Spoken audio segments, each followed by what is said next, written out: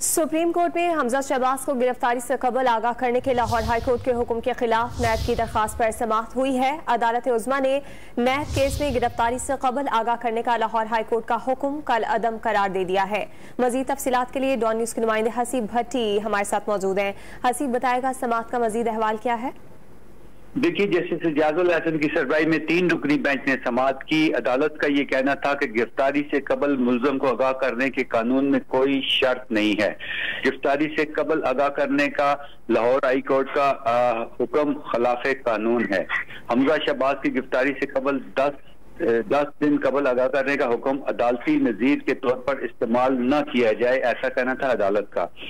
Lahore high court के जो हुक्म है वो अदालत सुप्रीम कोर्ट की जानिब से कलअदम करार देने के बाद उनकी जो नैब की दरख्वास्त है वो गैर मौसर होने पर निपटा दी थी। जी, बहुत शुक्रिया हसीब भट्टी, आपने तफसीलात फराहम की हैं। आपको अपडेट कर रहे हैं। सुप्रीम कोर्ट में हमजा शहबाज को गिरफ्तारी से कबल आगाह करने के लाहौर हाई कोर्ट के हुक्म के खिलाफ नैब की दरखास्त पर समाअत हुई है।